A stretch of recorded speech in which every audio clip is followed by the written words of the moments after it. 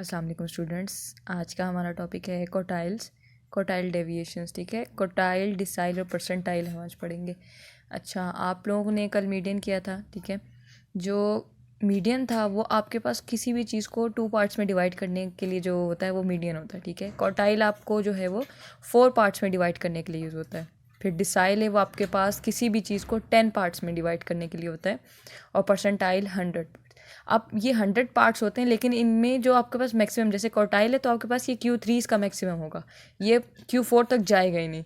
इसी तरह डिसाइल है तो आपके पास D9 तक जाएगा वो, और जो परसेंटाइल है वो आपके पास P99 तक जाएगा। ठीक है, अब यहाँ पर आप लोग फार्मूला देखो, आपके पास Q1 का फार्मूला लिखा है, फिर Q3 का लिखा है। इसी तरह जो फर्स्ट क्वार्टाइल है वो आपके पास Q1 है, सेकंड क्वार्टाइल मीडियन होता है Q2 होता है, थर्ड क्वार्टाइल आपके पास Q3 होता है। इसको आपने सेम टू सेम मीडियन की तरह सॉल्व करना है। अब आपके पास से फ़र्क इतना है कि मीडियन में आपके पास n+1 डिवाइड बाई 2 होता है और यहाँ पर आपके पास n+1 डिवाइडेड बाई 4 है। सारा कुछ वैसे ही है, सेम टू सेम। आपने इसका अनग्रुप डाटा और group data same to same वैसे ही देखना है। ठीक है, इसी तरह ये आपके पास यहाँ पर डिसाइल है, आप वो देखें, ये देखें डिसाइल है। डिसाइल में भी आपके पास सिर्फ क्या कितनी सी चेंजिंग आई है कि आपने सिर्फ उसको, जैसे हम मीडियन में 2 से डिवाइड करते थे, यहाँ पर हमारे पास जो है वो क्वार्टाइल में 4 से, और डिसाइल में हमने इसे 10 से डिवाइड किया है। ठीक है, सेम टू सेम फॉर्मूले आपके पास, इसमें कोई चेंजिंग नहीं है। इसको आपने एज इट इज़ मीडियन की तरह सॉल्व करना है। सिर्फ फ़र्क कितना है कि आप इसमें डिवीजन चेंज कर रहे हो, किस वैल्यू आप 4, 10 और 2 के साथ आप इसकी वैल्यू चेंज कर देते हो। ठीक है, अब नेक्स्ट देखो, आपके पास परसेंटाइल है। परसेंटाइल में आपके पास क्या है, आप 100 से डिवाइड कर रहे हो। सारी वैल्यूज़, सब कुछ फार्मूला सब कुछ वही है, सिर्फ फ़र्क कितना आ रहा है कि आप 100 से डिवाइड करो। इसी तरह आप देखें, जो मीडियन में आपका फार्मूला था उसमें क्या होता था कि हम सिंपल क्या करते थे अपनी मीडियन के जो फार्मूले में, हम मीडियन का जो फार्मूला होता था हम उसमें करते थे L+H/F n divided by 2 minus C। अब ये मीडियन होने की वजह से यहाँ पर आपके पास ये 2 आता था। तो जब भी ये हमारे पास ये मीडियन था, मीडियन हमेशा 2 पार्ट्स के लिए होता है, तो ये आ गया आपके पास 2। क्वार्टाइल था, यहाँ पर आ जाता है 4। फिर अगर आपके पास ये डिसाइल आ जाता है तो जैसे यहाँ पर लिखा है तो आपके पास आ जाता है 10। अब यहाँ पर आप देखोगे D1 है तो ऊपर n के साथ 1 है, अगर यहाँ 9 है तो आपके पास n के साथ 9 है, बाकी नीचे आपके पास डिवीजन वही है। ठीक है, इसी तरह परसेंटाइल में भी है। अब मैंने यहाँ P5 का फार्मूला लिखा है, तो यहाँ पर 5 है और यहाँ 100 है, और यहाँ आपके पास 67 है तो यहाँ 67 और यहाँ 100 है। ठीक है, ये तो आ गया आपके सारे फार्मूले। अब आपने इसको सॉल्व कैसे करना है, ग्रुप डाटा और ungroup data same to same आप मीडियन की तरह ही सॉल्व करोगे। ठीक है, अब हम एग्जांपल देख लेते हैं। हम यहाँ बुक से देखते हैं हमारे पास क्वार्टाइल्स में इसको सॉल्व कैसे करना है। ठीक है, हमने कल मीडियन पढ़ा था। मीडियन, क्वार्टाइल, डिसाइल और परसेंटाइल ये सारे एक जैसे ही सॉल्व होते हैं, सिर्फ इसमें फ़र्क इतना आ जाता है कि क्वार्टाइल में आप 4 से डिवाइड करते हो, डिसाइल में 10 से, और परसेंटाइल में 100 से। ठीक है, ये थ्योरी आप लोगों ने खुद रीड करनी है, ये सारे फॉर्मूले जो भी मैंने आपको बताए हैं। ठीक है, ये देखें सारे लिखे हुए हैं कि ग्रुप डाटा के लिए कैसे लगाना है, अनग्रुप डाटा के लिए कैसे लगाना है। इसी तरह ये डिसाइल है। ठीक है, फिर आगे हम चलते हैं। आगे आपके पास ये देखें, अब आगे आपके पास आ गया परसेंटाइल। परसेंटाइल में भी सब कुछ आपके पास वैसा ही है, सिर्फ इसमें कितना फ़र्क है कि 100 से ये डिवाइड हो रहे हैं। ठीक है, अब ये आपकी एग्जांपल आ गई, एग्जांपल 3.23।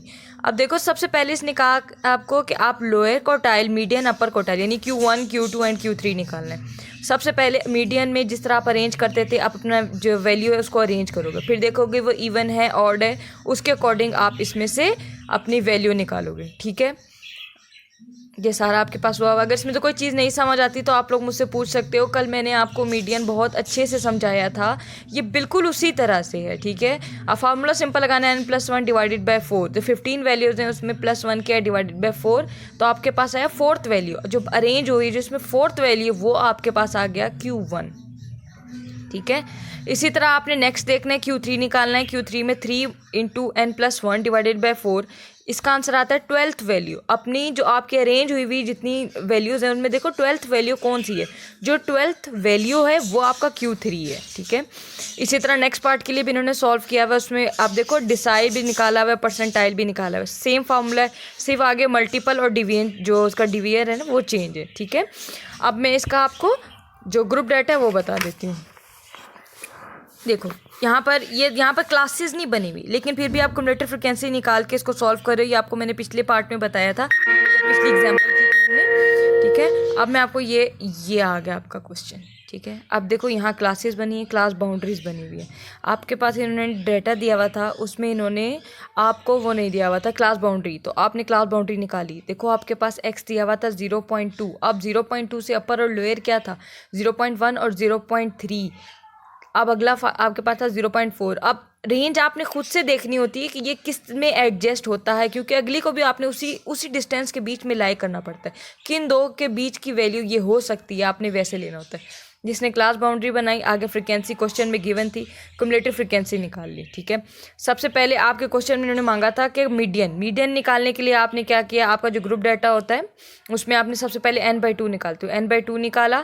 फिर वहाँ से आपने देखा कि n/2 का जो आंसर आया यानी 66 वो कहाँ लाई करता है, ये आपके पास 45 और 78 के बीच में लाई कर रहा है। तो 78 वाली जो पूरी लाइन है, वो रो है, वो आपकी मीडियन क्लास हो जाएगी। और उससे ऊपर वाली जो एक वैल्यू है यानी 45, वो आपके पास क्या आ जाएगी, वो आपके पास आ जाएगी C यानी क्युमुलेटिव फ्रीक्वेंसी आ गई। इसी तरह आपने Q1 निकालने के लिए n/4 निकालना है, फिर उसको C में चेक CF में चेक करना है, फिर बाकी सारा सेम फॉर्मूला लगाना है। इसी तरह आपने Q3 के लिए 3n/4 निकालना है, उसको आप C में चेक करोगे, उसके बाद सारा उसको सॉल्व करना है, ठीक है। आगे देखते हैं,